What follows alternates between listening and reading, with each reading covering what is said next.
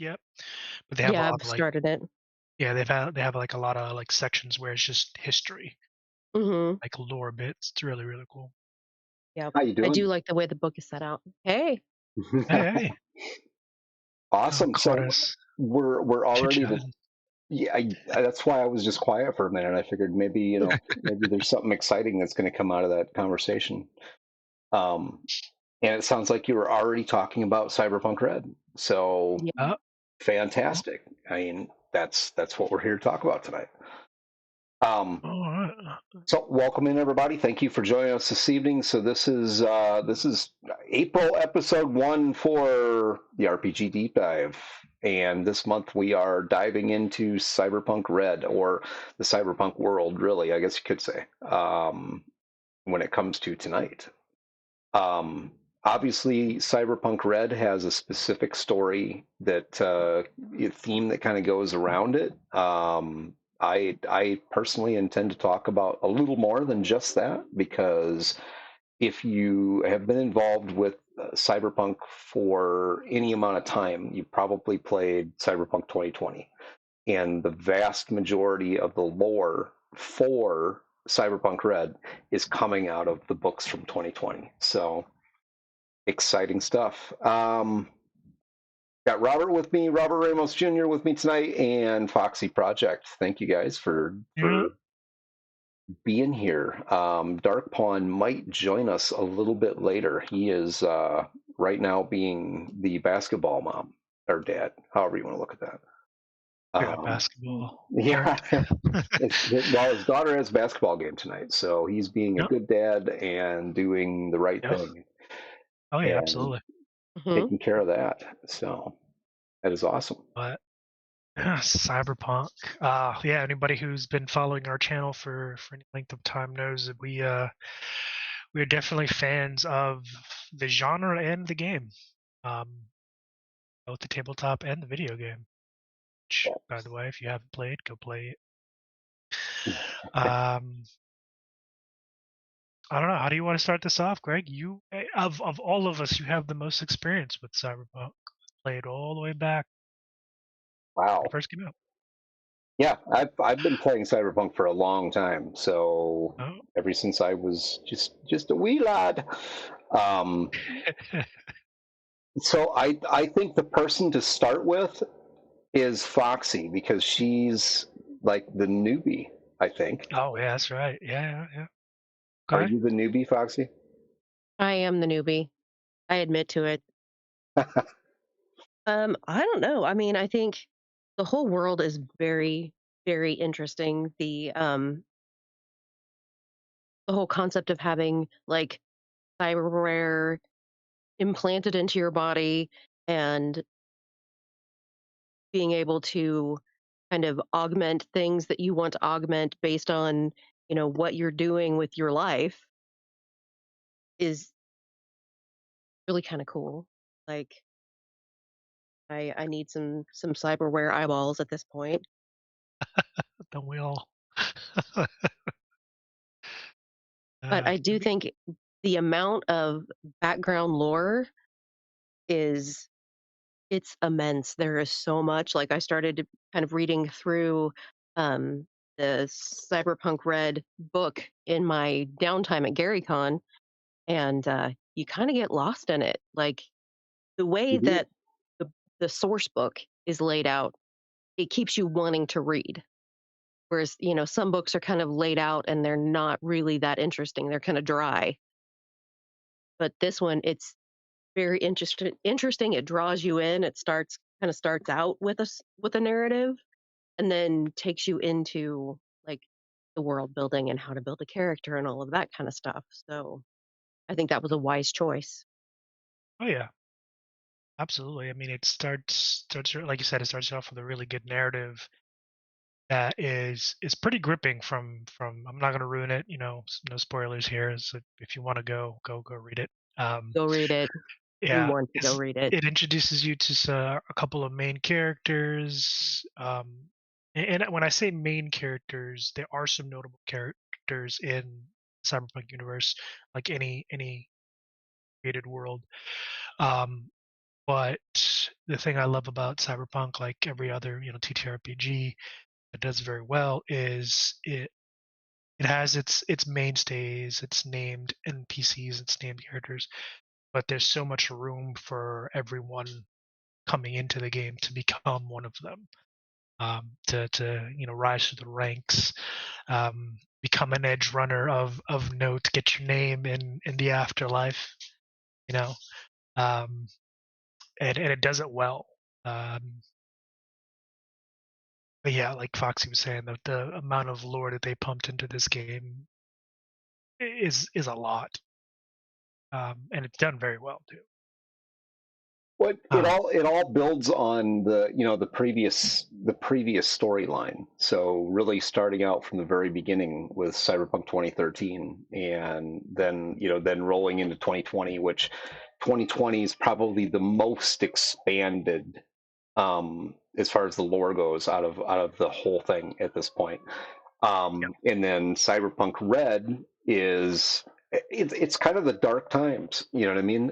If you follow the storyline to what happened with the some of them. Here's the thing: if you've played the video game, you probably really think the main protagonists in the story are those characters like Johnny Silverhand and Alt Cunningham and Santiago and Blackhand, and they are key characters in it, but there's so much more to the cyberpunk world, um, and so much more possibility. So when it comes to the time of the Red, you're dealing with after the fall of Arasaka Tower, after the yeah, nuclear bomb was set off in downtown Night City, um, yeah. and things at this point have I don't want to say turned for the worse, but there's a lot of elements to the story that really kind of paint that picture of what you'd expect of the the dystopian future, the Yeah. city of sin type of thing. Like kind of mad. It definitely has a Mad Max veneer to it, which I love. I mean, I love Mad Max But as it's its like own separate polished Mad story. Max. Yeah, it is. It's not as grungy. It's not as Wild It, West as Mad Max. It's like urban Mad Max because you it's still like have Night City. super Uh, shiny, stylish Mad Max. exactly. You're not having to. Well, I was gonna say you're not having to eat a lizard, but you might very well I mean, you might have to. might. Yeah, you do. Um, but so to give our viewers, for those who don't know, about the story, and I'm gonna give you kind of, if Greg and Fox here, cool. I'm gonna give the broad strokes of kind of what happens. So go back all the way to 90. What was it, like 93? I think is when the split happens between our timeline and Cyberpunk timeline. Anyway, at some point there's a split with the timelines, because World of Cyberpunk follows, Its own our timeline. timeline. Yeah, it follows our timeline to a point, and then it converges. Because of cybernetics, as Foxy was saying on in the conversation, cybernetics are introduced and they're advanced upon, and then stuff straight out of Blade Runner and other similar movies that you can think of happen, and then you have corporations taking over. Arasaka, Militech, Biotechnica, That would all the never happen. uh, I mean, let's hope not. Let's hope we're long dead by that time. But yeah, you have corporations taking over and essentially becoming nation states of their own. Um, U.S. falls, and then you have birth of Night City, which is kind of it's almost like Cyberpunk's Tortuga, to use a term. That city where all the crossroads lead to Night City. And that is one thing though that I will say. A lot of the focus is on Night City because it's such a mainstay in the Cyberpunk universe. But in 2020, they, as Greg mentioned, it's the most expanded. They do have a lot of expanded content for Europe and Asia. So if you're looking to get into the story, you can make your story pretty much anywhere in the world. But anyway, for those of you who played the game, in 2023, Arasaka Tower was bombed in uh, Night City by a group of edge runners, Silverhand, Rogue, Spider Murphy. You know, during was during or at the end of the fourth. I think it was the end of it, wasn't it? It's like towards the end of the fourth Corporate War. Towards the end. The end. That's what I So, thought. well, and if you play the video game, you get one version of the timeline. It's not the Yeah, actual that is. version of the time. Let's put an Timeline's a little asterisk there different, but yeah. because Johnny is notoriously forgetful. And if you look under, if you really play the game and you're looking between the lines, you know you're getting one version of the story. But yeah, so in Cyberpunk Red, basically the nuke goes off, and now you're in 2045. That's the setting that Red time of the Red takes place. As we were saying earlier, it is glitzy Mad Max, as Night City is under a cloud of nuclear fallout. That's why it's called the Also, Red. yeah, because I'm pretty sure it's the rain, or is it the Yeah. sunrise? Well, It's the both rain. actually, but Oh, yeah, yeah, that's right. the red rain in the city. Absolutely.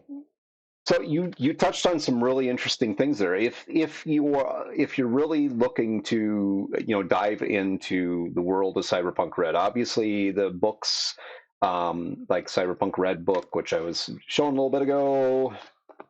There it Yep. is.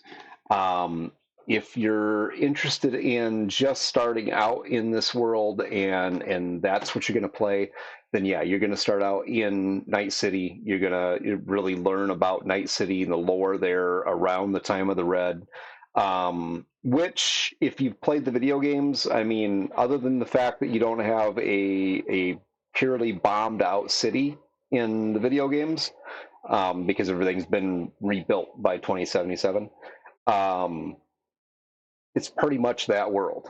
I mean, for the Yep. most part, you do have the combat zones. There's a greater sense of lawlessness in Cyberpunk Red, where you don't necessarily yes, you do have the NCPD. You do have obviously corporate security and corporate private military, you might as well say, and that's even the companies that are not actually private militaries um, have their own private military or security forces. Um, but yeah, it's a pretty desolate place in a lot of ways, depending on where you want to, where do you want your adventuring, where do you want your storytelling to focus? Because you can be in the combat zone, and it's probably going to be more just an idea here of what it would look like if you've seen the movie The Running Man. It's like a mid to late 80s Arnold Schwarzenegger movie. Um, I think that would be pretty a pretty good idea of what a combat zone, maybe a controlled section of a combat zone, would look like. Um, Damn, the Running Man. yeah, That's a throwback. I remember Yeah. the movie. I had to pause for a second. I was like, the Running Man. I've seen that movie. Yeah, yeah. That was an interesting one. One of his better ones. Mhm. hmm but you can tell basically you can tell any story you want in the Night City of Cyberpunk Red. Um, a couple things that are different from the video game. The video game obviously condensed quite a few things because I mean, how would they really program in having hundreds and hundreds or maybe even thousands of little gangs in the city? So they kind of condensed Mhm. that down to these are the big gangs. um, the gangs for Cyberpunk Red are, and it really coming out of the 2020 era, they're poser gangs. Um, and there are a lot of them. Some just control a small bit of territory, like maybe a city block, and others may control larger parts of the city. Um, ultimately, there's a pecking order there if you decide that you want that. And there are a lot of areas that the NCPD just doesn't. They don't have the manpower or the desire to go to. So there's areas of the city that are basically just completely lawless. Um, and that's where companies like Combat Cab come into play. Yep. Good old combat. Well, Yeah. and going back to the poser gangs, for anybody who doesn't really know, and this is pulling from the Wayback Machine, it makes me think of the movie The Warriors. Hmm. Hmm. Like That's a all of classic the movie. everybody kind of dressed the same, and you know, they at one point I was reading in the book that they have cybernetics that are very similar to each other, so that they resemble each other even more. Yep. So it was going through that part of the book. It really made me think of the Warriors. Absolutely.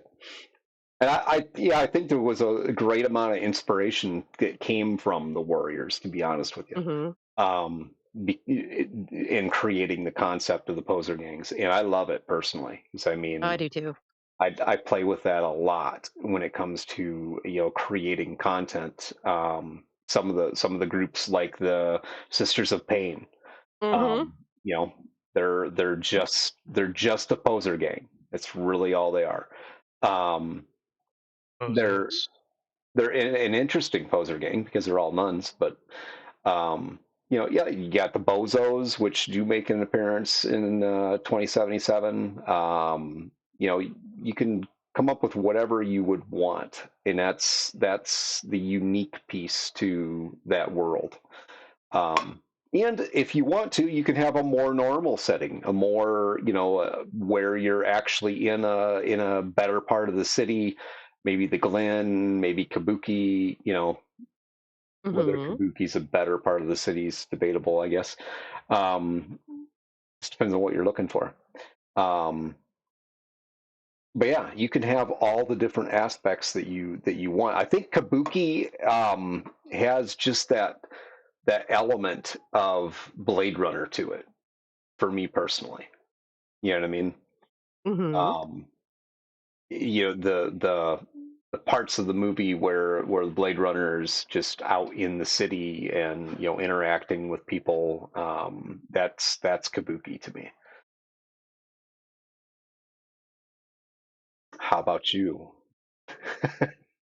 I could go on and on and on with Cyberpunk, guys. So I tend to Oh no, want to just stop and I, breathe for a little bit. I love listening to Greg's again because you played the game back then. I mean my journey started with Cyberpunk in red. Granted, I've read all the source books from 2020. I haven't got anything from 2013 yet. I don't think I could find anything from 2013. Um, I read a lot of the 2020 stuff. And just I'm gonna have to take my hat off to Art Sorian, to Mike Pondsmith, putting this world together because the man did his homework. Um, and I can only go off of what I've heard, so take this with a grain of salt. But rumor has it that he sat down with everybody from psychologists to scientists and roboticists and everything in between to really put together something that was believable and authentic. Like it's especially when it comes to the issue of cyberpsychosis. That's always been like the really big interesting thing for me with regards to cyberpsychosis piece. Basically, for our viewers and listeners, cyberpsychosis is a psychological phenomenon that would happen when too much m- machine was put into the human body. When Yeah, you were you more lose your machine than you humanity. were, yeah, than you are human. And I mean, for anyone who's played the game, you know exactly what that looks like. And it's also a mechanic in Cyberpunk Red, where you too chromed out, and you're gonna lose your shit. Um, but it plays off of a lot of things that are either have dissociative stuff, not to get dark or anything, but dissociative disorders and all that, and it it uses that as a foundation to build something very unique and very believable. Um, that despite being grounded in things that we can kind of point to and understand, it's still very much unbelievable sometimes, even though, it's a game. It's like, holy shit, someone put the time and effort into put this together, and it's great. Um, Well, in it's a world uh, that's designed around being open to all of the, all those possibilities. It can be yeah, as dark and ugly as you want it to be. Or you can, you could look at it from the other, are you the vigilante? Are you the person who's out there trying to right the wrongs? Kind of like in the case of B, kind of. yeah, I was gonna You say know, a little bit.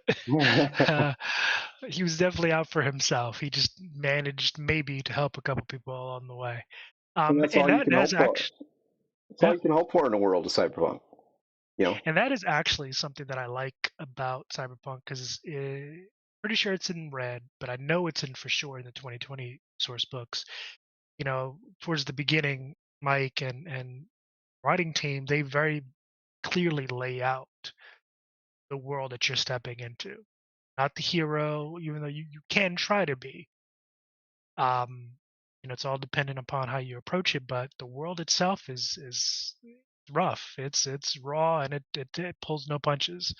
Um, and that's in the landscape of high fantasy.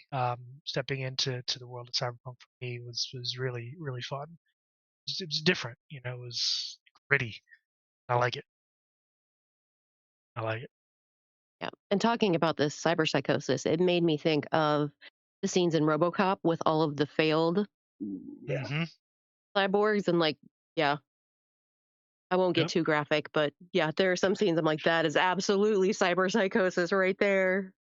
Yeah. Well, and I think games. I think again because the first RoboCop came out late '80s, early '90s. I'll have to Early, Google that. I think I early want to '80s, like 1983. Really? Yeah, I'm gonna have to that look this up. early? 87. 87 was it? Okay, so well, maybe yes, you are correct. 87 it is. Yep, 1987, July 17th. Yeah, so maybe Mike Pondsmith got a little bit of inspiration from RoboCop. Um, I mean, it's well known he got inspiration from Blade Runner. Like anyone Mhm. who kind of knows anything of the history got it from Blade Runner. He credits that movie with being one of the prime inspirations for Cyberpunk. And honestly, he couldn't have chose a better movie. That movie itself was an inspiration, or was based off book of a book that Greg knows the name of because I can never remember. And Yeah, yeah, yeah, he can't remember it. uh, yeah, there's a book out there that basically kind of outlines a lot of what you see in Cyberpunk universe and a lot of the Cyberpunk books and games and movies out there. Basically, robot machines and integration with humanity and all that. so The name will come to me. Sure. just rolling us back around here when it comes to Cyberpunk Red, we've already established that just rolling into this system, um, the center of the system is Night City, and there is a pile of lore behind that. Um, it's very easy to take Cyberpunk Red and adapt it to be somewhere in between video game and the time of the Red. And Artel Sorian offers a whole lot of just free content to help you really expand that world if you want to. But there's a lot more to the world of Cyberpunk and Cyberpunk Red than just Night City, and that's a little bit that can become maybe even confusing for folks sometimes, is because everything is so heavily focused on Night City that it becomes hard to imagine what else is out there, what else is out there in the world. um, Yep. it would be easy to or safe to assume that a lot of your major metropolitan areas that would exist today still exist in some form or fashion. Yep. The world does very much look like, in most places it looks like, um, Road Warrior. I mean, it's desolate. The four corporate wars. I'm not saying the fourth corporate war. The four corporate wars kind of fuck things up. I mean, especially when you're looking at these corporations grabbing asteroids and throwing them at the surface of the planet to try to defeat each other. Um, it Yeah. messed up the ecology of our It of was our. wild. That was wild. So I didn't mean to cut you off, Greg, but yeah, that always I always have to kind of take a beat to process that.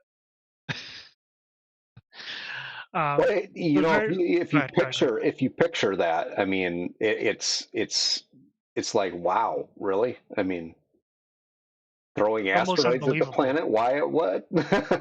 Yeah, it's In almost what world is that a unbelievable. good idea? I mean, Yeah,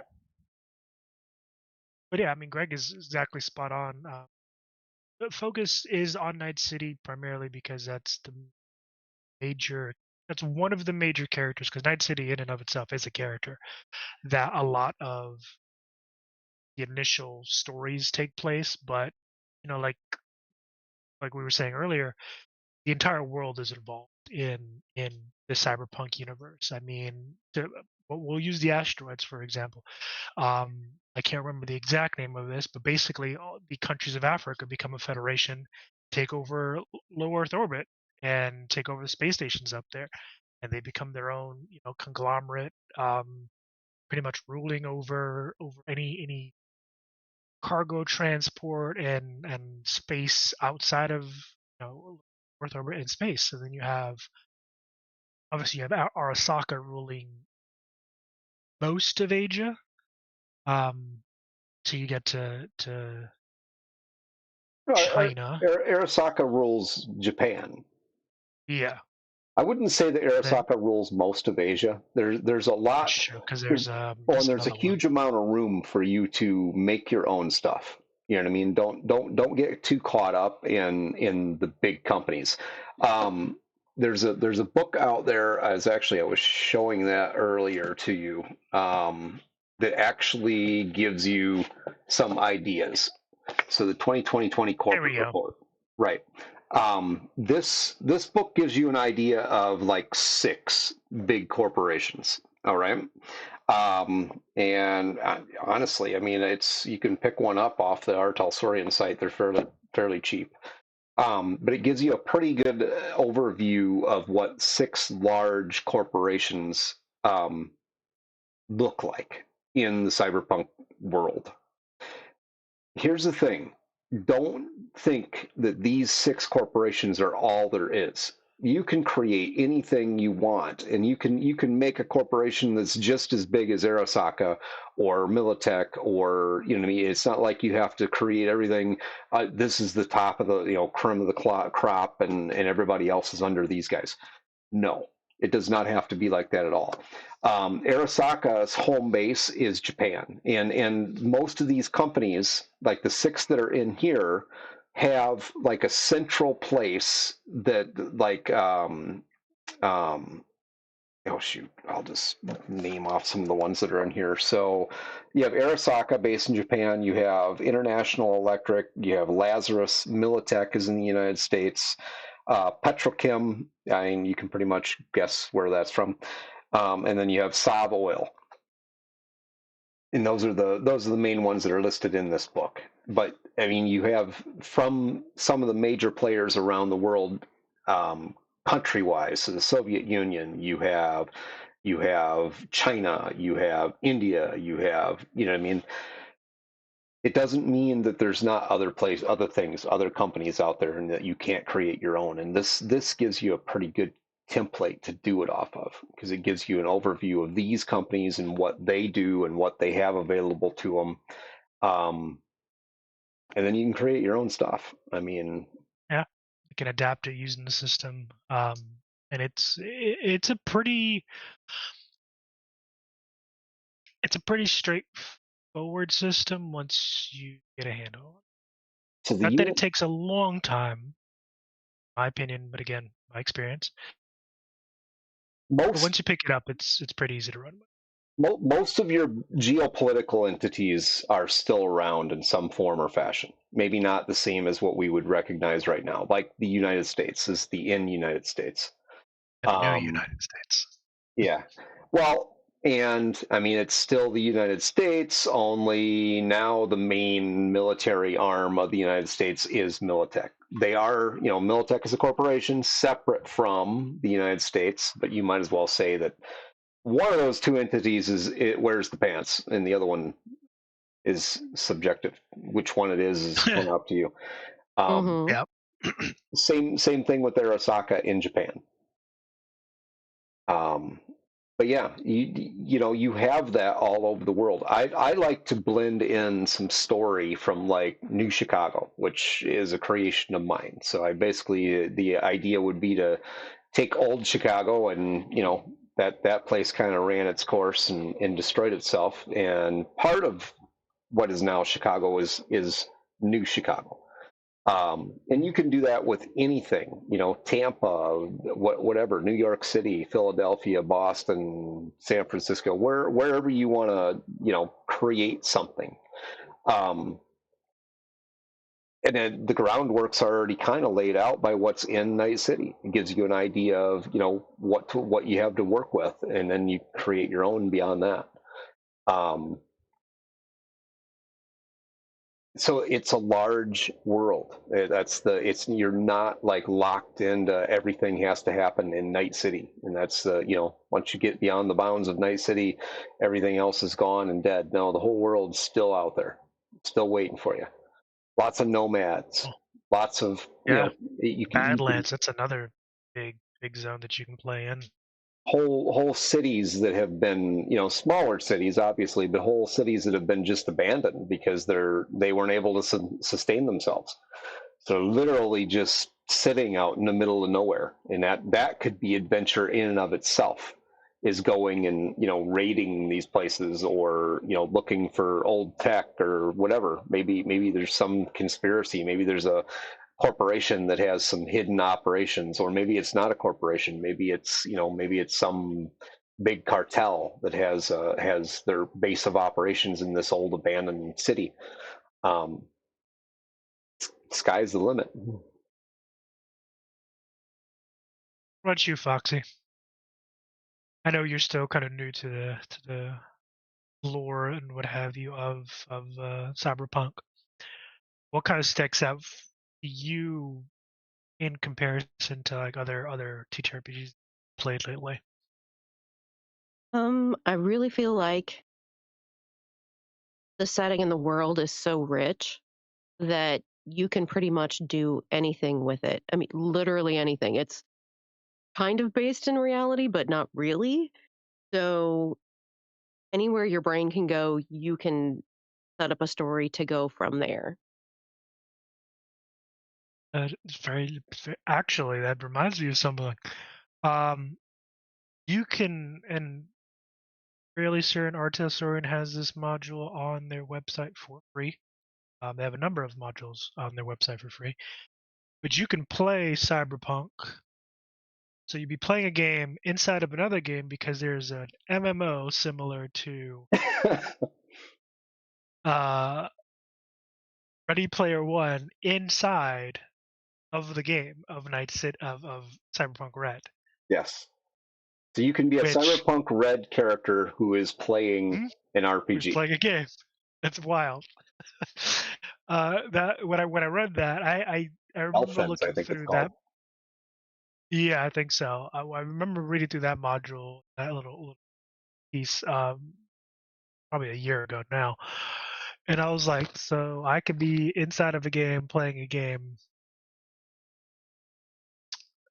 Interesting. I'm not sure I knew that, but again, you can have a whole game inside of a game, and the entirety of your game can be based off. I think it's like a fantasy style MMO, and then your character in the Cyberpunk universe their whole shtick can just be meeting up with their other friends who are also playing this game, and you can have a whole story wrapped around just that.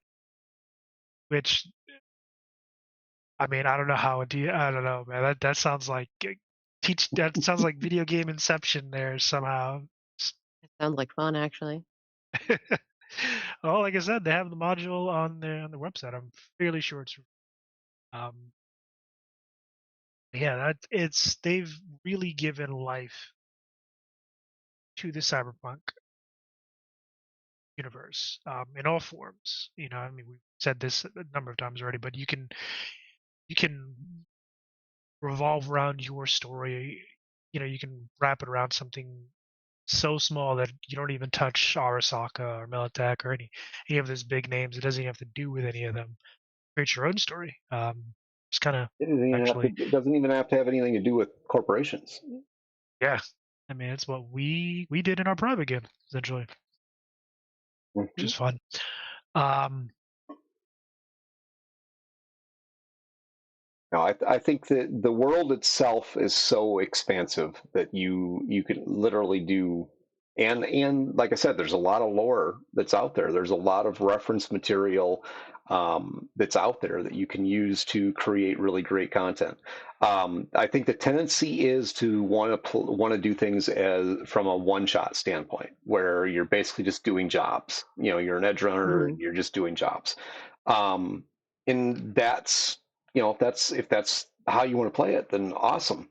The system itself is designed to be more campaign based. It's just not the same as what you'd expect from like Dungeons and Dragons is when it comes to campaign based. Where I would say it's probably more cinematic. That's probably the best way to put it. Hmm. Where that is, you're you're correct. That is, nope. So what are some of your favorite? So Foxy, you just got introduced to Cyberpunk within the last couple of months. Yeah, you and I played together for 16 hours at GaryCon a couple weeks ago.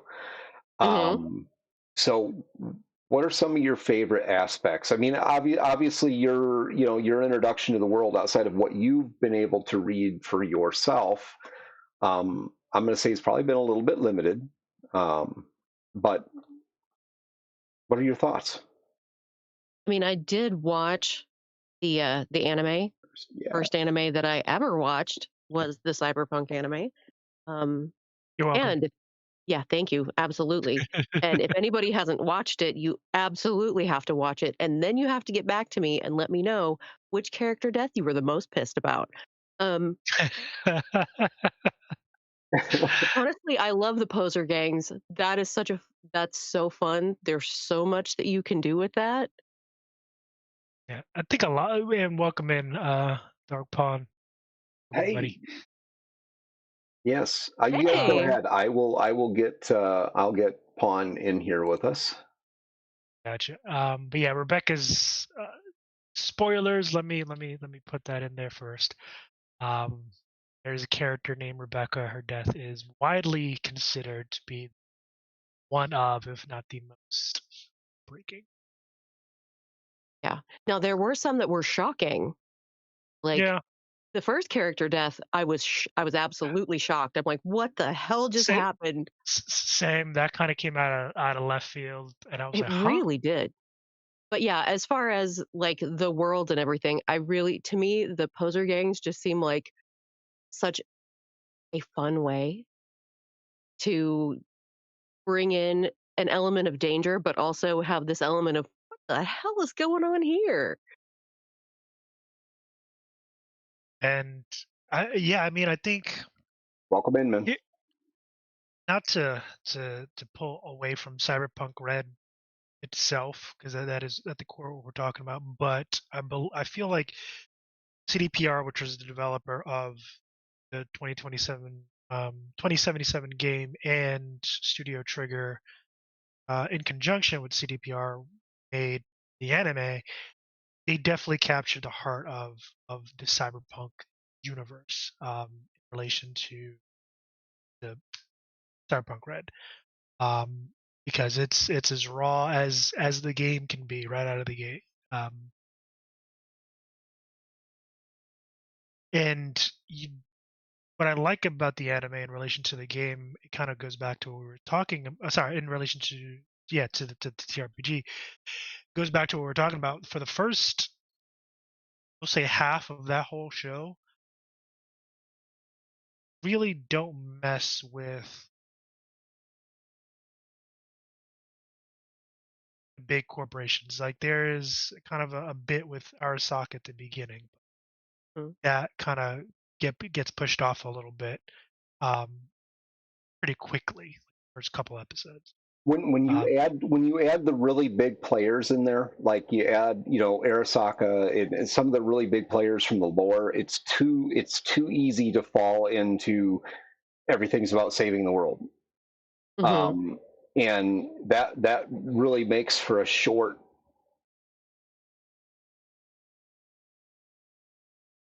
My mic doesn't sound so nice. It might be my voice too, man.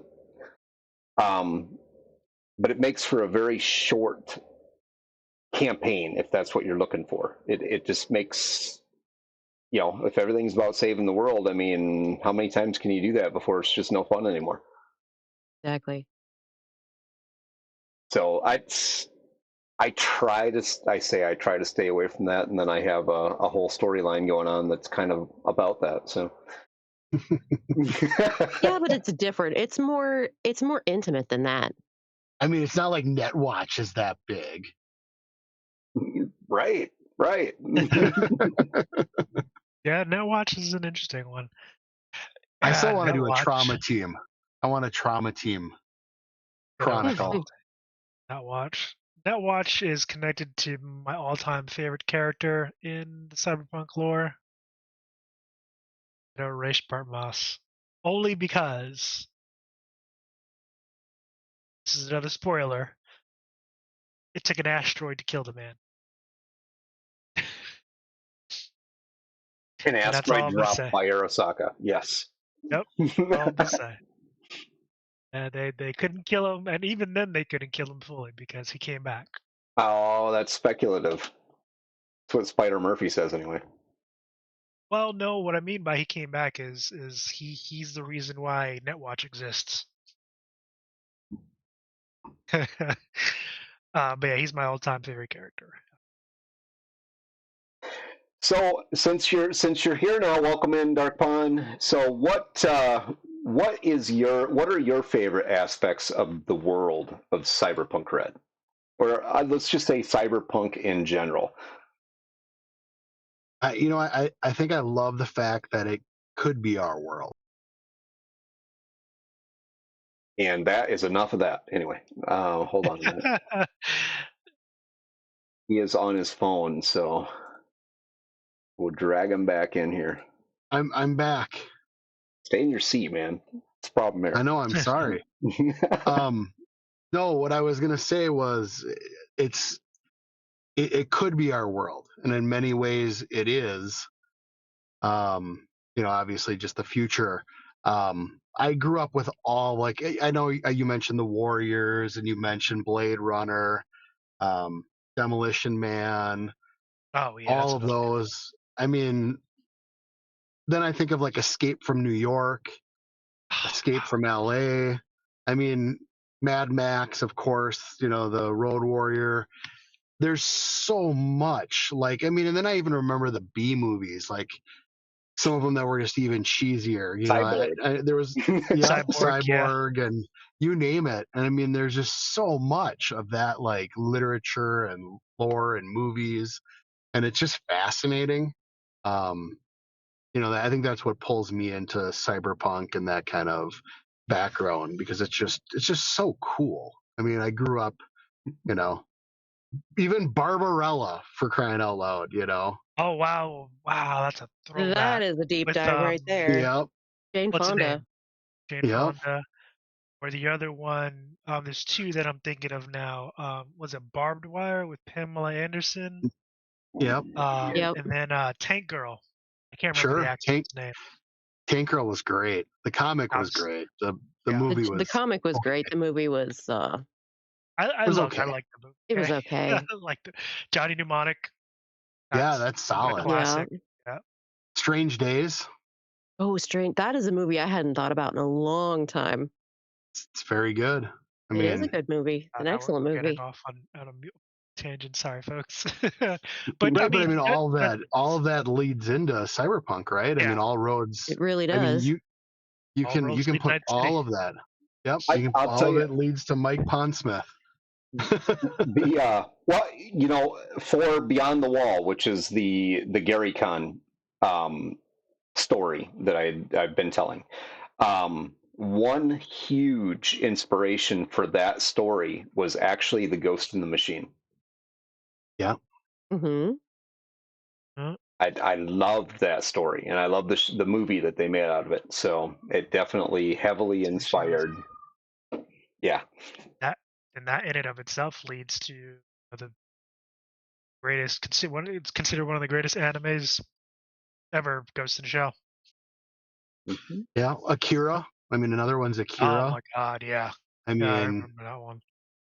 heck, I remember. I mean, this is a little different than Cyberpunk, but somewhat related. I mean, I grew up watching Robotech, and yep. That I mean, rings a for bell. those that, Let's see. yeah, for those that remember that, I mean, and it just keeps going. I mean, we could go on and on. That's why Cyberpunk's great, though. Well, and the thing is, it's such a big world, and there's so much to it.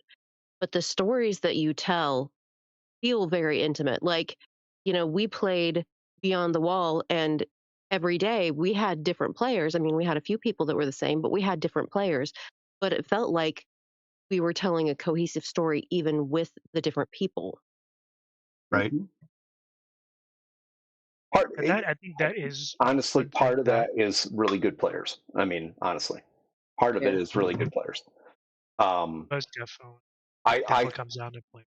and I'm a little biased because I think that this system, I think Cyberpunk as a game system, as a storyline, lends itself to that, where you can have Mhm. people that jump in and out, and it's not going to be disruptive to the game. If you run it right, it's not going to be disruptive to the game. There may be little disruptions to be, people that wildly play something differently, but otherwise, most game systems that are designed to be non cinematic, if you take you take a character out of a session, it's like you just completely derailed the whole thing. You know what I mean? In the middle of a dungeon, your fighter disappears. I mean, okay, how do you explain that? Oh, he was a couple rooms over, and then 3 weeks later he shows up again. Um, Yep. where in Cyberpunk you can do that.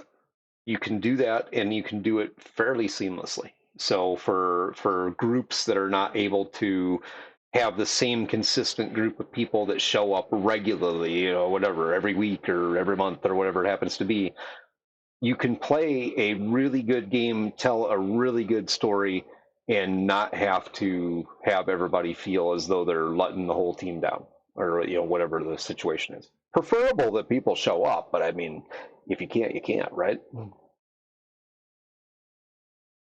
Pretty much.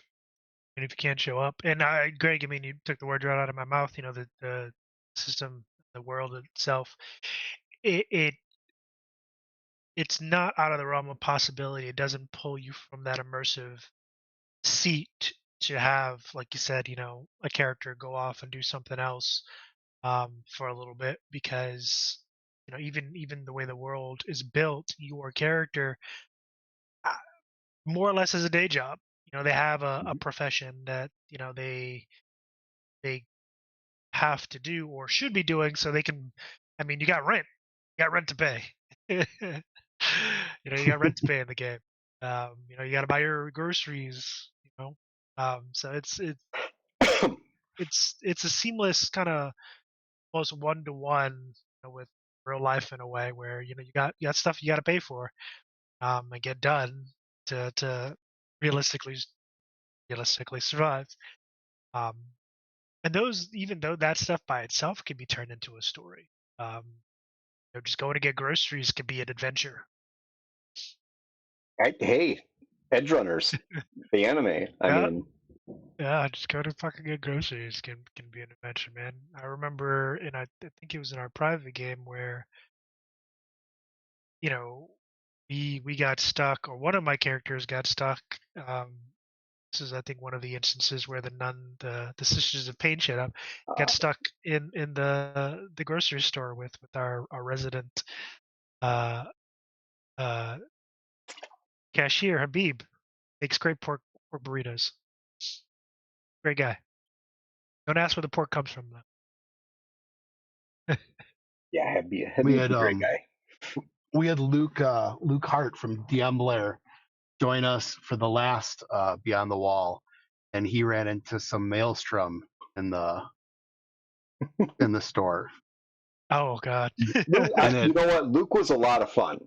Yeah, yeah. and you know, I didn't know what to expect with Luke when he sat down and started playing. But he is an immersive role player. So I mean, he like jumps into the character, and it I'll be first to admit it. I didn't expect it, so it put me back for couple seconds there. I'm like, oh shoot, now I have to. To react appropriately. Y'all, I Exactly. had no idea who that was until I Oh was really? home scrolling through YouTube and I saw him. I'm like, why does that Hey, dude look familiar? Oh shit. he, I he, know who that he, Yeah, dude he is. he made me Okay. RP the NPCs. yeah. That's awesome. I loved it. Every minute of it. So, Chad, since you're here, what for you is your favorite part about the Cyberpunk games?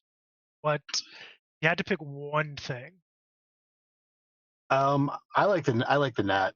I like the whole net running thing. Um, Again, throwback to like Lawnmower Man. Um, I've loved that whole plug it in other world and like sneaking past black ice and literally stealing from the corporations and I love that whole concept. There was a Sega Genesis game when I was a kid that came out, and it was again the same. I think it was actually a Shadowrun game, but it was you could log in and you'd run through nodes and stuff, and I fell in love with that whole concept. So for me, it's the virtual reality. I mean, when you think about it too, how to plan. I mean, they came up with this concept a long time ago when they were still like plugging in your jack into the wall because they had no concept what Wi-Fi was, but they had a concept of what the virtual world was. Right. Just pretty visionary. And that just my imagination. I mean, I was just locked in when I thought about it. I'm like, that would be so cool. I so want to do that. I still want to see that. So before I leave this earth, I want to be able to, experience that kind of immersive virtual reality. You want to be Well, and Lawnmower to be Man. fair, Yeah. in the games that I've played in, our netrunner has been excellent at RP. So that just makes it even better. True. That aspect of the system, in a weird sort of way, net running is kind of like the magic of the cyberpunk system. It really Um, Yep. is.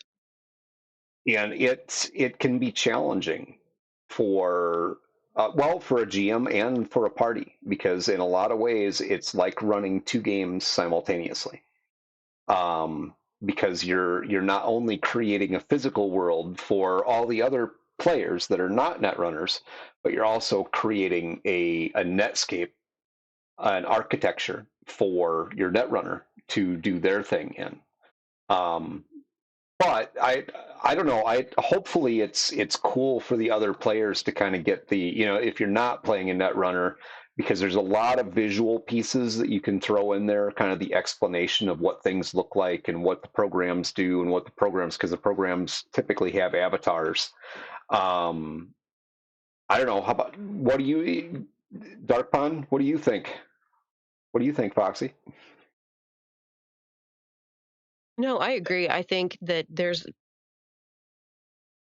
a very strong sense of what is going on and how you can explain it and what it looks like and what it feels like to be in there. And so when you've got your GM who is explaining what the netrunner is seeing and then the netrunner is explaining what they're doing, you really feel like you're there and you can see it too. Yeah, Awesome.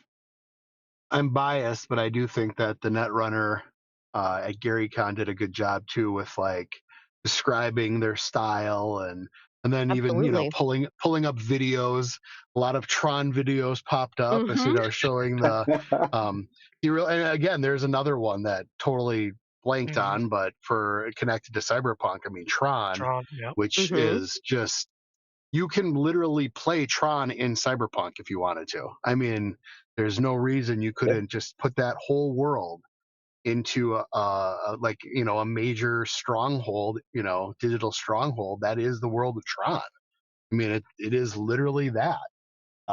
But yeah, I mean, again, I'm a little biased on the kid playing Revenant, but yeah, Kind of like that I kid. did a good job. Yeah, he's a good kid. Did you see? This is a bit of an aside. Did you see the Gary Con newsletter? He's in the Gary Con newsletter. I did see the Gary Con and I did see him with Stefan, his Hmm. his new buddy. Maybe they'll be buddies. Very nice. I think I got the newsletter. I'm gonna have to go back and check. Yeah, no, I think I'm with you on there on that one, Dark Pond. The Netrunners, even though I've yet to play one officially in a game, I do they click with me as well. Just because they're this is gonna sound a little cliche. They're quintessential cyberpunk. Jacking in or sitting in your big old VR chair with the headset and break it into these, Tron like, as you said, Tron like digital fortresses. That's shit. That's what I want to do as a kid. Like I want to do that. For sure. Right? It's like whatever that job is, I need to do that. And then I grew up and I was like, oh, that shit don't exist, man. Hey, you never Um, know, man. With the Doesn't with the exist way yet. virtual's going, I yeah, I was mean, gonna say yeah. But yeah, yeah, and I can't believe we actually forgot Tron up there. Yeah, that was a so was arguably, and this is a hill I die on. So was the second one, Tron Legacy. That was also very Yeah. so we've so you have Night City, which is one aspect of the world.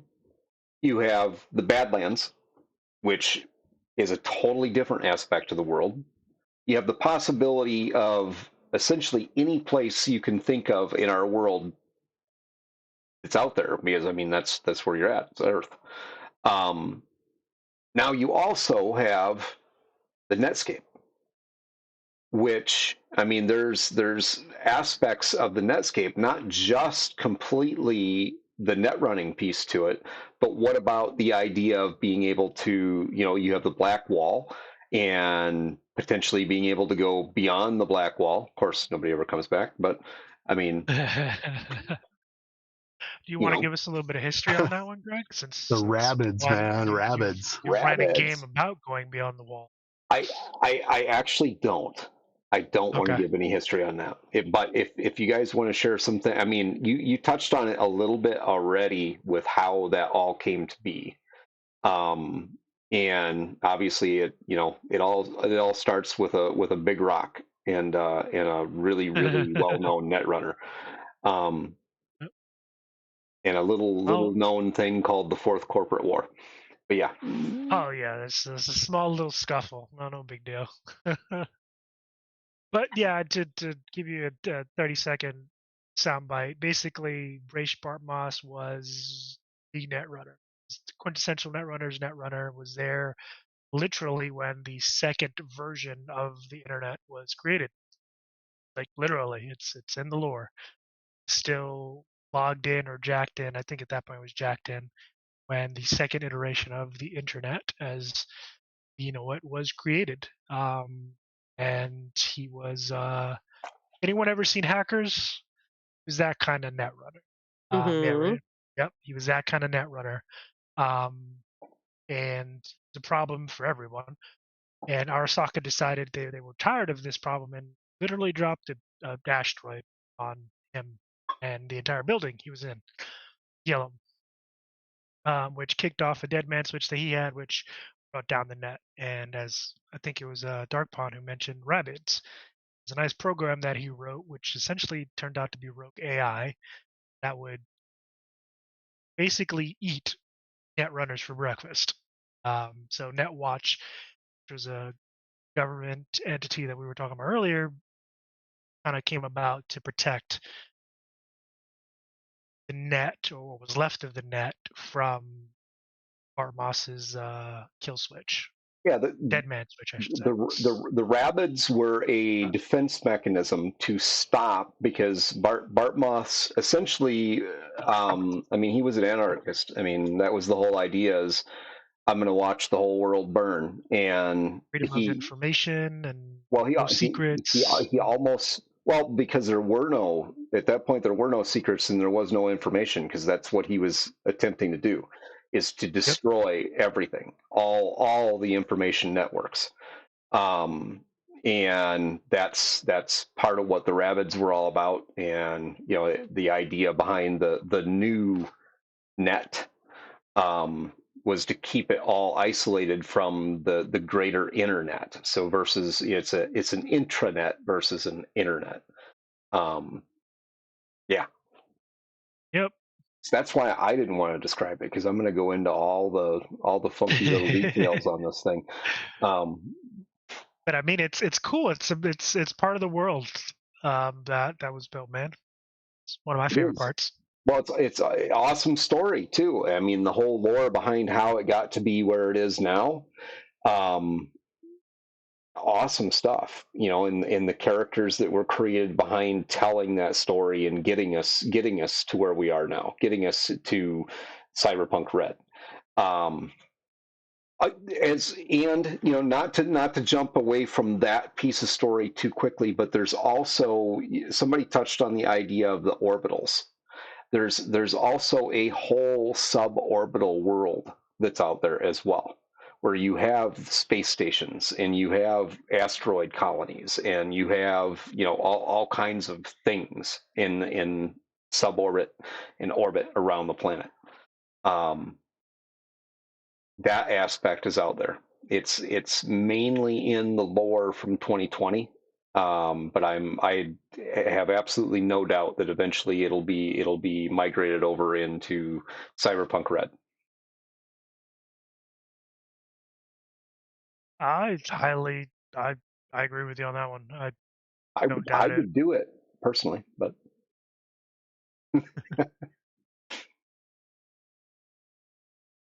so Yeah, you know isn't there something on Mars? But there's there was. there's go ahead. Yeah, I was gonna say I could have sworn and I don't remember where I was reading it, but I thought there was something about Mars with the corporations, and then I don't Well, know what book it was in though. uh, this is one of the manuals that's out there called Deep Space. And this gives you basically all the orbital pieces and beyond the edge piece for Cyberpunk 2020. Space travel, in essence. Then there's also another one that I want to share here. Well, maybe I don't have it out here. I would share it, but I don't have it right here with me. This one, if you really want to get into the suborbital stuff, the outer space stuff, absolutely you want to pick this up because this will give you the baseline you need to be able to develop that type of campaign and take your players into outer space. Which I mean, when you're starting out in a world like Cyberpunk and all the aspects that we have, all the aspects of the game that we have with Cyberpunk, everything from net running, the cybernetics, the really cool toys and ships and weapons and things that you have, um, who wouldn't want to take that into outer space and just see what, push that boundary a little bit further and see what's different about things if I go into space. Does that Yeah, sound exciting to you? it does. It kind of sounds like The Expanse. And in a way, yes, that's what it makes me think of. Of course, The Expanse Right. has its own game, but I mean, it does. It makes you think very much about you could almost tie it, in your head canon. You could almost tie it together and say this is kind of pre-Expanse, the Right. beginning of all of that. Yeah, not really, but I mean, it could be. Right. Depending on how you want to create the world, your own cyberpunk world, and what is the story that's there. um the the lore right now hasn't necessarily, so with the mission kit, it's kind of mission kit's kind of a bridge between Cyberpunk Red and Cyberpunk 2077. um Not sure what's going to happen next. You know what I mean? What are they going to come out with next? Is there going to be a Cyberpunk 2078 RPG? Right. Don't know. I mean, it's curious to see. And now Mike isn't really. I mean, he's pretty much sold, right? Sold the rights to it. He's walked away from it at this point. Not exactly. Okay. Not exactly. Um, I don't know the exact structure to that, but I mean it's not a complete control. I think creative control. But you know what? I'm not even going to speculate on that. I don't know Right. what the contract or deal is there. But I obviously CD Projekt Red has some major involvement in the IP at this point. So Sure. So I mean, that's an interesting point, though. Like they could take it somewhere else. I mean, who knows where it's going to go? they absolutely could. Well, and we'll see when the next, I mean, because there's another version of the game that's coming out. It's not this time, ideally, not going to be an expansion of 2077. It's going to be a new Cyberpunk game from CD Hmm. Projekt Red. So we'll see what that ends up looking like.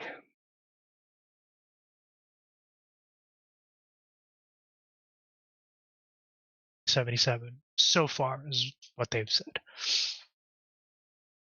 Thank So goodness. I mean,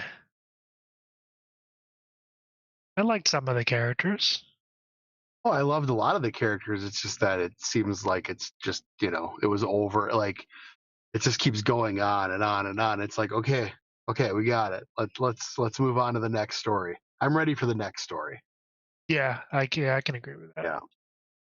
I loved V. Don't. I mean, I played the game when it sucked. the first release when it was garbage. It was a hot mess where your You know, character floated through walls and. See, and now I'm looking at everybody That getting was just started and some playing unique that cyberware, within the man. I next don't know what week. you're talking about. everybody always says that they have. I guess I was one of the lucky ones. I had no problem. The only glitch that I saw throughout my entire playthrough, I got it. I pre-ordered it, so I got it day one. Was during that initial cinematic after Jackie is when the characters are walking through that underpass in the street. They're T-posing. That's the only glitch I had. After that, I was golden. So I guess I got lucky.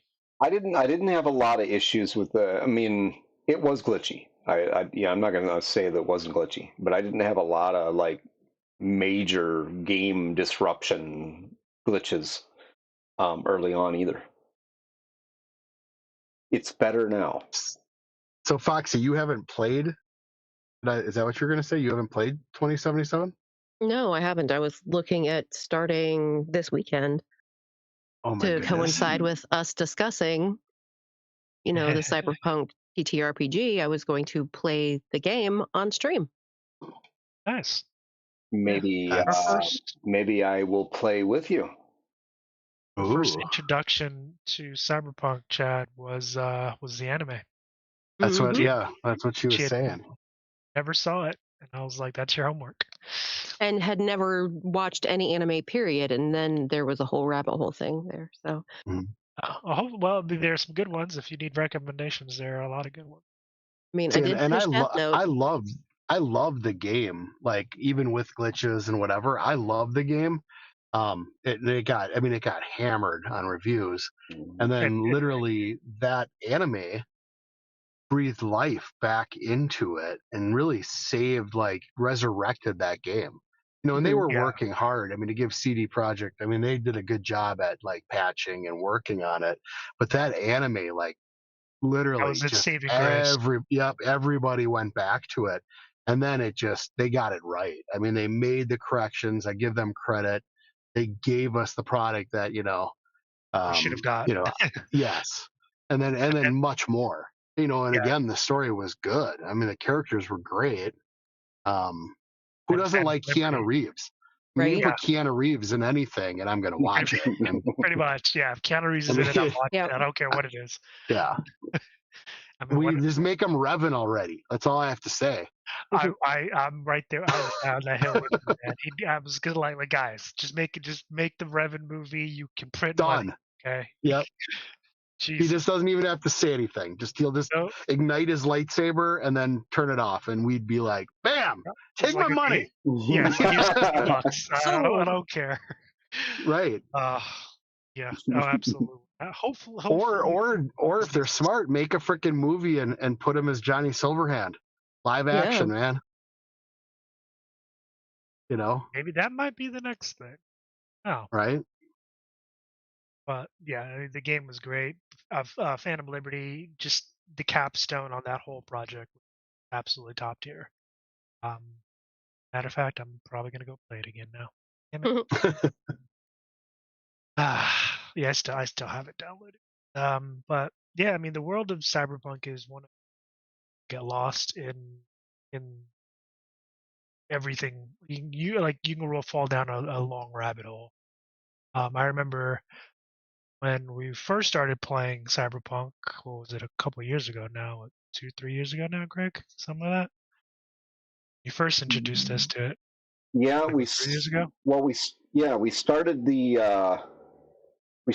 personal the Red Ravens, um 2021, I think. So it's been like 4 years now.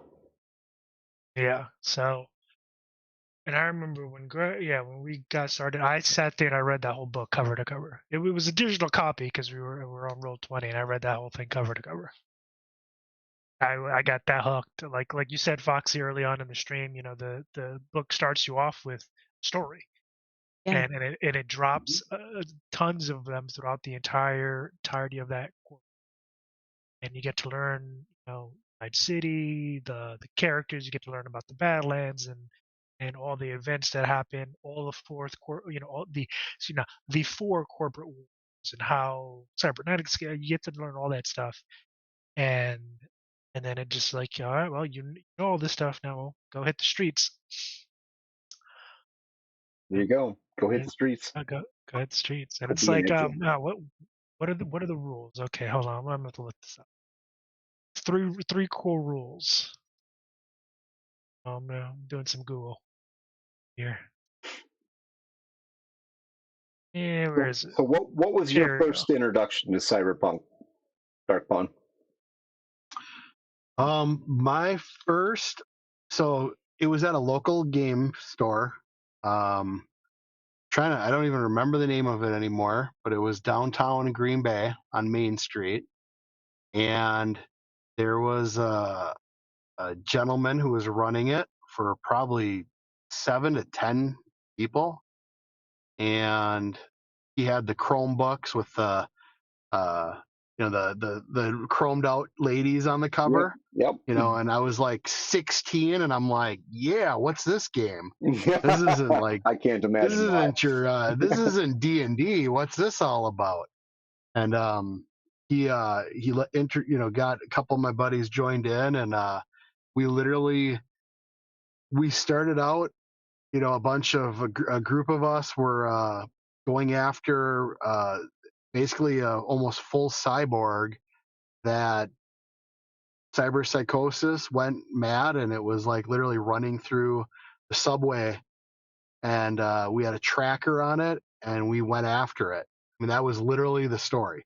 It wasn't super in depth, but it was really cool. And the way he played it, I mean, it had like cloaking devices and heavy artillery and whatever, and people were just getting waxed. I mean, in the group, we're just getting smoked. And I was playing a med tech, so I was really busy like reattaching arms and trying to save people.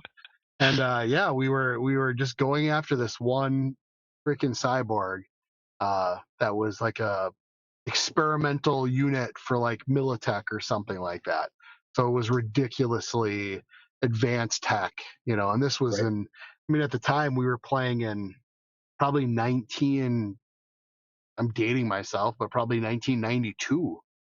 So, but it was really cool. The GM did a great job of just being creative, and the tech he came up with was, not things you saw in movies. Like, he was really creative, and I just got drawn in, and played for, I think I probably played for half a year. And, like I think I was telling Greg about this, I ran into the GM at the DMV one day. He worked at the DMV. And I'm like, dude, I'm like, Mike, because his name was right there. And I'm like, Mike, man, how's it going? And again, the funny thing is, he's a black guy named Mike. I mean, in Green Bay, it wasn't that common. And especially in the role playing community, it wasn't very common. And again, him being Mike, and then Mike Pondsmith obviously being the creator, I mean, it was easy. And I'm like, literally like, Mike, dude, how you doing? And he's like, I don't know you. And I'm like, dude, I play in your Cyberpunk. And he's like, yeah, I don't know what you're talking about. And he like literally pretended like he had no idea who I was, or he was Mike who was running at the game store. But that it was a different time, I mean, Right. I'm sure his DMV buddies would probably beat him up in the parking lot or something if they knew he was such a nerd. But Oh, probably. yeah, that was I mean, that's my intro to Cyberpunk story. That's an awesome story. That's definitely that's an interesting introduction. The guy was like, "I'll know you." It's like, you do go blow my cover. Yeah, the funny thing is, Man, I be showed cool. up at the game store after that and played played, and I just didn't mention it. I'm like, all right, I'll just pretend that didn't happen, because Mhm. and I played a Clearly, he couple more doesn't want times. nobody to know. Yeah, it was weird, but it was fun. And yeah.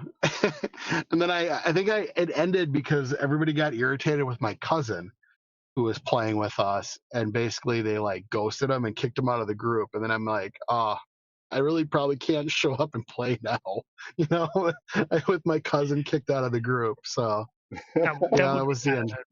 bad form. Right.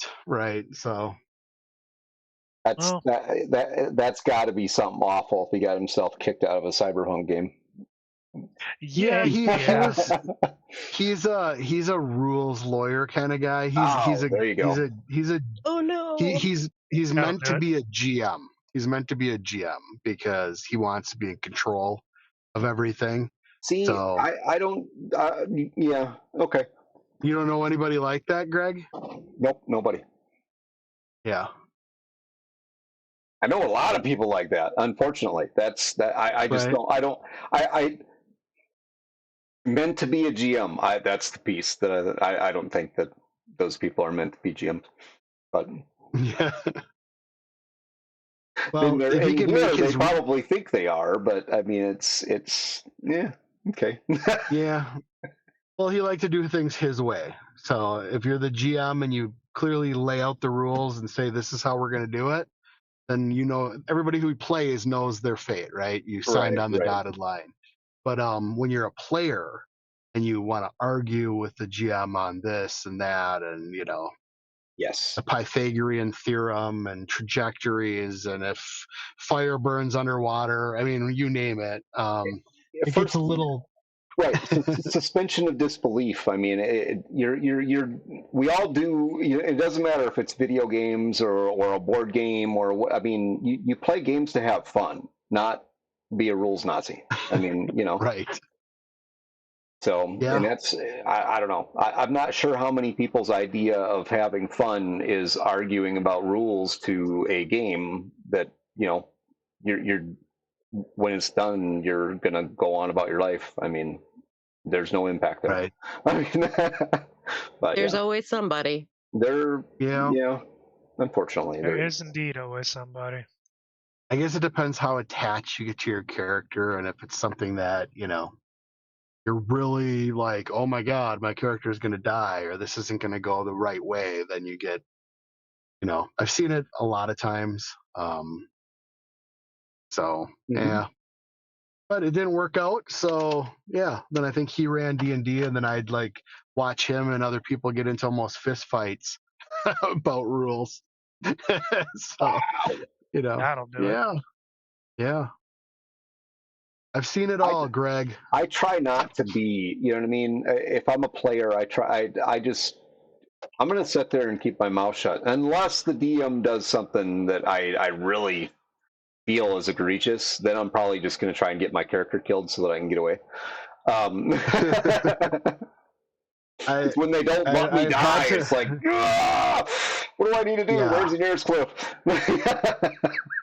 No, I mean I've suffered through a few, but I have had a couple occasions where I've actually had to stop and tell the GM, you need to stop right now, you know, and I mean I've seen it that bad. But we could ride this derailment all the way, We could. We it doesn't could. have anything to do with Cyberpunk. That's a Um, story from another time. it is absolutely, and when it's just to kind of round that back around, th- every system has that potential for somebody to be the rules lawyer or however you want to put it. Every system has that potential. Cyberpunk, I think, as a system is kind of right in between. It's not a rules heavy system, but it's not necessarily a rules light system either. It's kind of in the middle. Um, it does have a unique game engine that I believe Mike Pondsmith calls it the 0 point system. I think that's what he calls it. I believe so. Yeah, and so it has a unique engine to it. It's very, very heavily skills based, um, which I mean, some people like that, some people don't. Um, there's a lot of different skills that you can use and put points into, and I think obviously we're going to have a whole conversation about mechanics. I don't want to go too far down that rabbit trail at this point. But when it comes to how it impacts the world of the game, you can use those mechanics to tell a story if you want to. Um, Personally, I prefer to stick on the rules light side and not necessarily. I'm not a big fan of people rolling for every little thing you do. I'm going to roll to take a shit. I'm going to roll to eat my dinner. I'm going to roll to. No, I just don't like that. I would rather the player tells a story revolving around their character so they have that sense of control, and then pull the dice out in the important instances, like if you're getting into combat, if you're getting into something that just naturally feels like it should have that element of chance to it. Otherwise, I like to leave it up to the player to decide. I mean, if you want to fail. I don't care. Tell me what it looks like. What happened? You know what I mean? You slipped on the banana peel or whatever. It doesn't matter to me. If you want to be the guy who is going to be super successful at everything all the time, at some point that's going to end, especially once I'm going to have you start rolling at some point if you always succeed at everything. But, tell your story is kind of my approach to it. Yeah, I think as I get older, I actually like failing more now. I mean, I think when I was younger, I did want to always, hit the dragon. I always wanted to, uh, you know, succeed. Be the one to get the Now kill. I, yeah, now I find that some of the role playing is even better when things go wrong. Like, Absolutely. It's like, and I hold think, on, I've got a yeah, plan. exactly. Right. And then it all goes to shit. Which Cyberpunk is like perfect for, oh sure, let's do this, and then it all goes to shit. But like any other system, I mean, you can be railroaded in this system like any other system. Um, personally, I think this system lends itself very well, and the design of it. If you're reading about the system from the standpoint of Mike Pondsmith, which like in the opening piece, I think it's even in the Cyberpunk Red, but when he's talking about the system is designed for, the idea is it's designed to be an RP system. Um, yes, there's a heavy combat element to it. There's a lot of mechanics to it when it comes to the cybernetics and the net running and all these things. But first and foremost, it's, create a great story around that, style over substance, which is one of those elements that you were looking for earlier there, Rob. Yep, Um, style over substance. yeah, Take it to the edge, and attitude is everything. There we go. Those are 3 cool rules. If it blew up because you meant to blow it up. right. That's right. There are no Kind of accidents. What are you reminds me talking of about? that meme from way back. Cool guys don't look at explosions. That's exactly. Every time I hear that one, it always brings that to mind. Mm. Well, and I know we'll be covering like the character building in another session, but I do find it interesting that they have basically 3 different ways to build a character as well. Yes. So like there's the templates, and then there's the edge runners, which they say is fast and dirty, and then there are complete packages that are the more like custom builds. And I think that's wise because there is a lot to putting a character together for this. There are a Right. lot of options, there's a lot of background. Like you could get so deep into building a character that you would, by the end of building it, feel like you were that person. Right. And then it dies. No, then I'd argue the rules with the Yeah. GM so he That's when you doesn't have the die. argument about the rules because yeah, No, actually, actually, actually. Jesus Christ. Um, Speaking of that, though, I do know, and Greg or Chad can correct me. I think they kind of, and this is not necessarily a bad thing, but they did streamline some of background pieces for building your character in Red. I They think did. they were a bit more expanded in the 2020 version. Um, it's been a little while since I've looked at those books. And again, not a bad thing, not a dig, not a negative at all. Because you can definitely spend some time putting your character together, which is fun in and of itself. You got a lot of options. Um, Yeah. and I mean, that's just more fodder for the GM to screw you, right?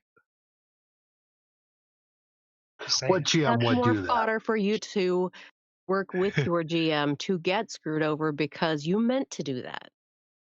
Exactly how I meant to put See? it.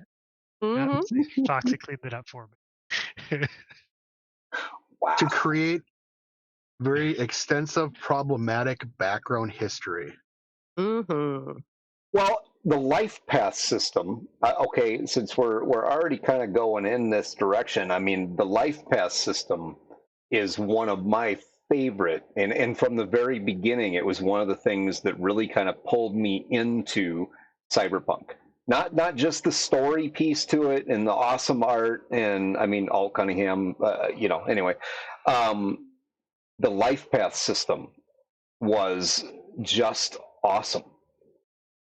And while it is just awesome, and it allows you to roll out a concept for your character's background that then it makes it so much easier to build upon because it gives Hmm. you all the building blocks to start with. And the best part about it is, I mean, you can roll it 100%, or you can roll and pick, or you can just pick. Go through and read Yeah. it and look. Hey, this sounds good. This looks cool. I'll take this. I'll take that, and create Hmm. your own story. Um, I always thought that was one of the most fascinating things about the system is the life path system. How do you guys feel about that? No, I agree. I think that it's because it's so in depth and you can go through and like pick and choose things that you want. But, if you're just kind of not necessarily feeling like focusing that hard on a character because, you know, you're just assuming you're going to die, you can just roll for everything, Yep. but everything is still covered. And the book does an excellent job of laying out exactly how to build a character. Hmm. Like, I can't even go into how much I appreciate the way that this book is laid out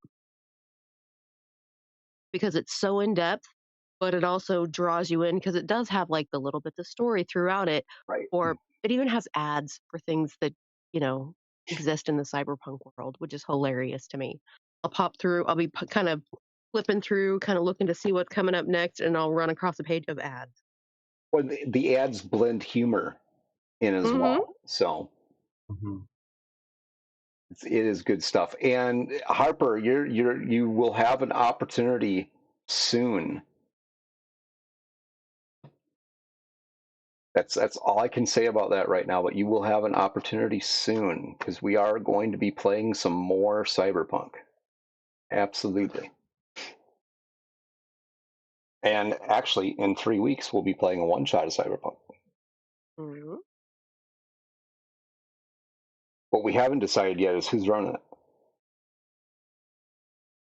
Not it. it. Nosies. What? um, What? I'm just kidding. Nosies? What? What is this nosies nonsense? I'm off. I'm just leaving it out there. Somebody else can run it if they want to and run the one shot. I don't need to run all the cyberpunk stuff. I would, you know, maybe like to play. Hmm. Maybe. I may be working on something that could fit that. Okay. It has been a long time since I've well, actually, no. I guess 2 years ago I did get to play in the Bozo Bonanza with Matt. Oh yeah. I got to play a character. Ozos. Yes. yeah, Bozo Bonanza. Yes. Yeah, I remember that one. Yes. And that was, I even when I first, because I first got introduced to Cyberpunk through the original box set. Cyberpunk 2013 was a box set, very Hmm. much like the red box and white box for D&D, brown box for D&D, and I played not very long before I ended up getting it handed to me, as okay, yeah, you're running this type of thing. Um, and I've been pretty much running it ever since then. Um, but I love it, so I don't mind. That's completely fine. But it is nice to play once in a while, especially if you got somebody else who really wants to, take on that mantle and build some story and plot lines and then let the players have at it and do their thing. Good stuff. So I think we have. I mean, from a world standpoint, there's so much to this world when it comes to cyberpunk. Just all of the sky is the limit as to what the possibilities are. Um, it's all really just based on your imagination. I mean, there's all kinds of things built into the system as far as from the the cybernetic standpoint, the net running standpoint, all the lore involved. Um, you can go anywhere. You could even have an underwater adventure if you really wanted to. I mean, there's whole nomad packs that live on floating islands in the ocean. Hmm. So, I mean, you have sky nomads, and you have all of that aspect. And nomads are Wait, actually a wait a minute. really interesting. What? Go ahead. Telling me I could have been a sky pirate? No one told me this. There's still time. You could play Waterworld. You could. Criminally underrated movie. Hey, that's I wouldn't another go that far. that's another aspect that we didn't talk about, and that's genetic modifications, because there's not just cybernetics, there's also genetics. So if you really wanted to be the cat lady, I mean, it is No, possible. I'm good. Not, I didn't say the crazy cat lady. I just said cat. I'm sure someone Let's else go out with there would love to be the cat lady. Halle Not this Berry guy. version of cat lady. um, yeah, but I mean, I've added in some characters and some story that have genetic modifications, just to kind of put that out there as a thing, because it is a thing. Um, I think that's cool as well. Kind of brings on the whole Dr. Maru, and what is the island? The Island of Dr. Moreau. Yeah, there you go. Kind of brings that whole thing into the world as well. Um, so sky's the limit. You can do what you want to do.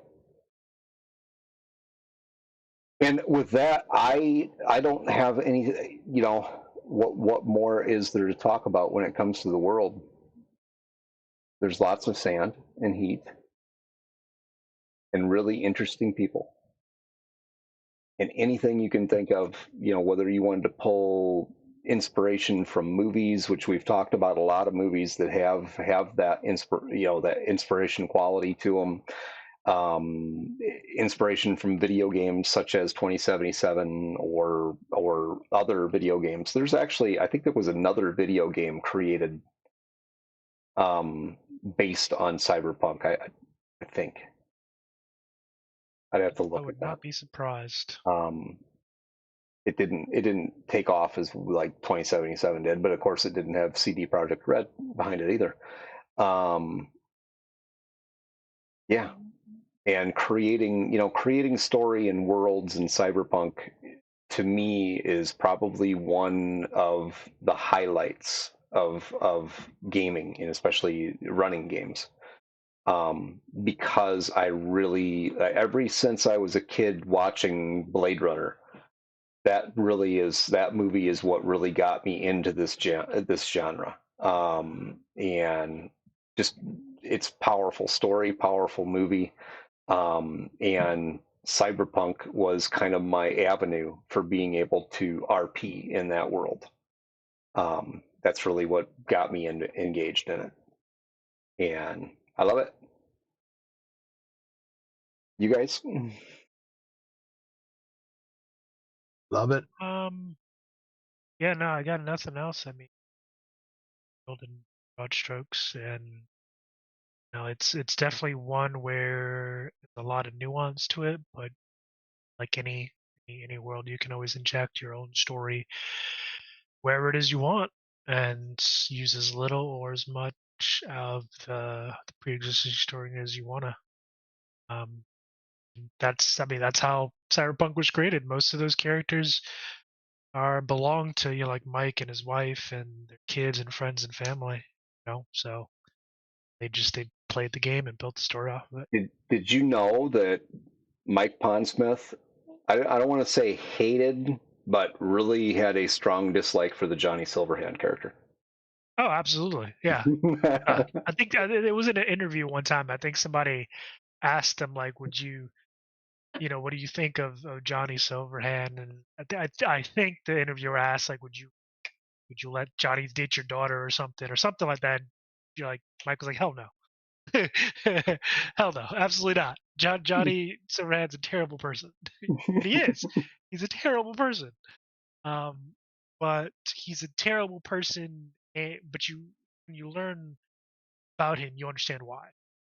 Right. Learn Understand learn like the lore behind the character, where he came you from. understand the meat grinder that is the cyberpunk universe, that is Night City. And you learn that very few people come out the other side good people.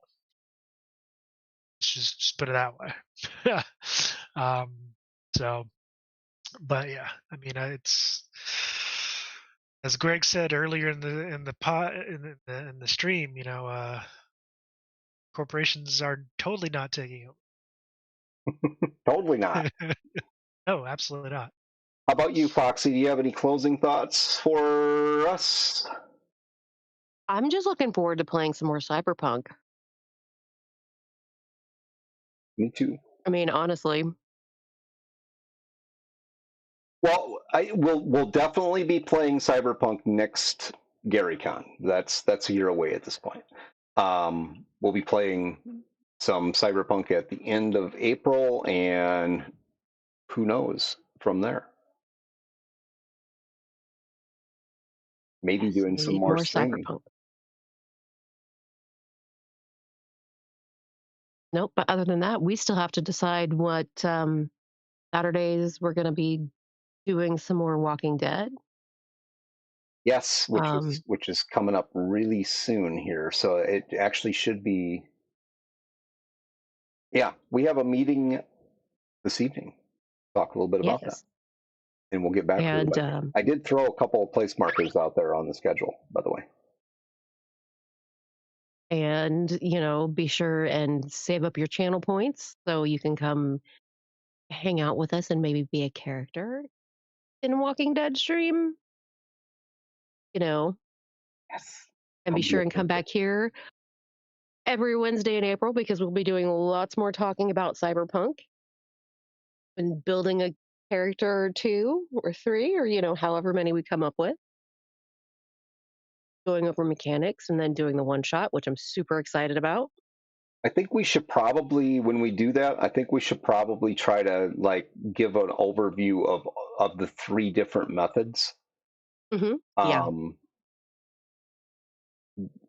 at the minimum, just an overview of the three different methods, and then maybe everybody, maybe we can try and create our ideal character. As I think Darkpawn secretly wants to be a netrunner.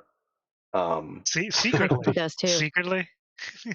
It's not I such a secret. honestly, I'm It's not well torn. kept. I'm torn.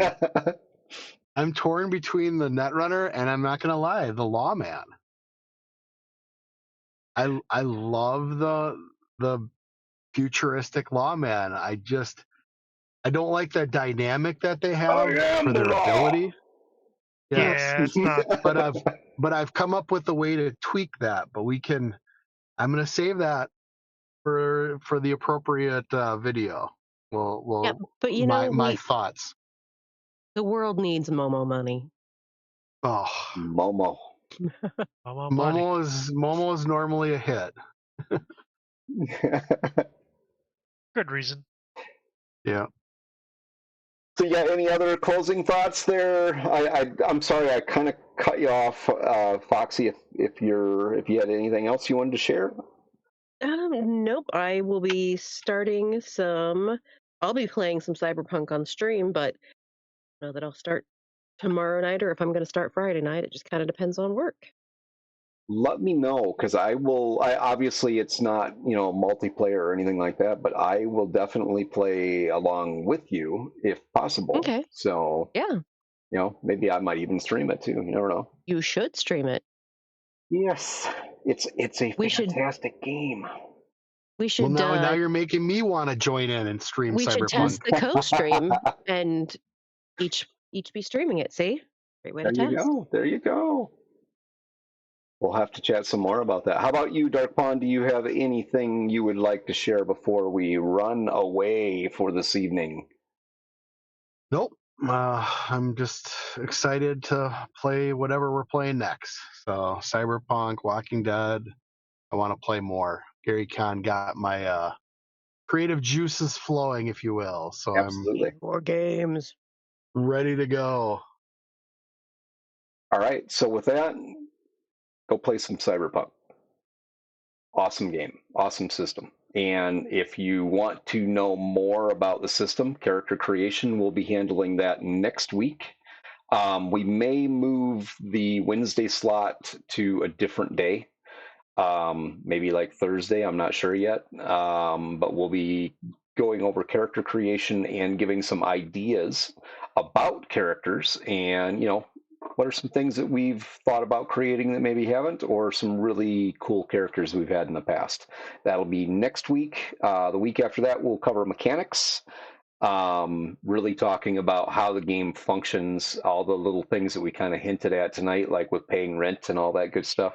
We'll go through that, give you an idea of how the game can be used with the mechanics.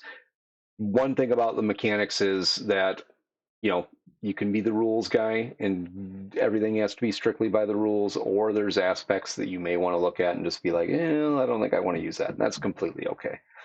And then week 4, we're going to do a one shot that Foxy Project's going to run, and it's going to be. Not it. I'll uh, run Fallout when we cover it, but I do not know enough about Cyberpunk to be an effective game master. I think maybe Dark Pawn might be running our one shot for Cyberpunk. So Only if he that'll does it be as Momo. in that. I could see it. I could totally see it. Absolutely. Maybe Momo will be the fixer. If there's one thing I'm actually specific about, it's how you run Cyberpunk. I'm just messing with you. But it is a fantastic game system. So go check it out and come back and check us out. Probably looking at, like I said, Wednesday or Thursday next week, we'll have that next episode. Take a look at the schedule. I will get that updated tonight so everybody has an idea, clear picture of when we're going to do that.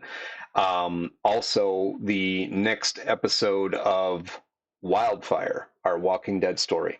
If you're not up to date on those, go check it out. Either some of them are in the VODs here, on Twitch, or you can go check them out on our YouTube channel as well, and get yourself up to date. It's a really awesome story. Another really awesome game. A lot of fun to play.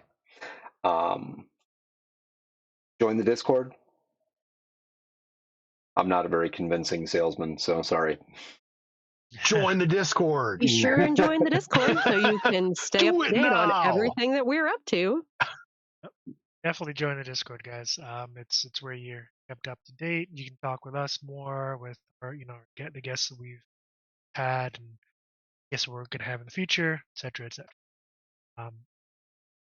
And you can kind of, put your bid on what you want us to play next too, or what you want us to talk about. If there's a game system that you're really interested in and would like for us to cover, be sure and put something in the Discord, because there's a whole lot of game systems out there that we're not even yeah. aware of. There are a couple that I picked up at GaryCon that I'm kind of looking forward to learning more about. So maybe we can cover those as well. Probably So not stay tuned. RuneQuest. Probably not. Oh.